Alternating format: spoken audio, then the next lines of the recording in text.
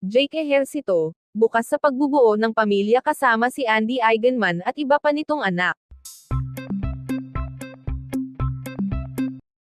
Ipinahayag ng aktor na si Jake Ejercito ang kanyang kahandaang buuin ang pamilya kasama ang dating kasintahan na si Andy Eigenman at ang kanilang anak na si Ellie.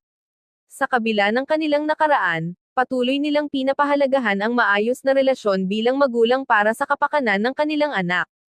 Sa isang panayam, binigyang diin ni Jake na mahalaga para sa kanya ang pagiging present sa buhay ni Ellie.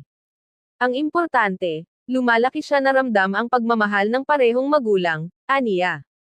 Si Andy, na kasalukuyang nakatira sa Siargao kasama ang fiancé niyang si Filmar Alipayo at kanilang mga anak, ay matagal nang ipinapakita ang co-parenting dynamic nila ni Jake. Sa kabila ng kanilang magkaibang buhay, nananatili silang magkaagapay sa pagpapalaki kay Ellie.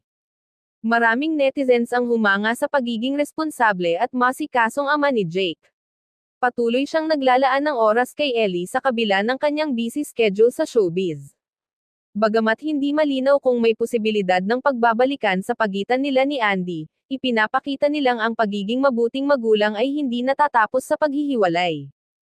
Bukod sa pagiging hands-on na ama, madalas ding ibinabahagi ni Jake sa social media ang kanilang mga bonding moments ni Ellie.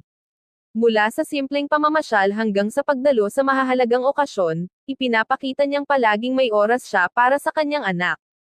Marami ang humahanga sa dedikasyon niya bilang isang ama, lalo na sa effort niyang mapanatili ang magandang relasyon kay Andy para sa kapakanan ni Ellie.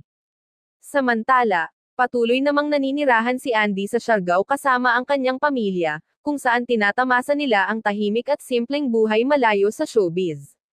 Sa kabila nito, bukas siya sa pagkakaroon ng maayos na ugnayan kay Jake para sa kanilang anak.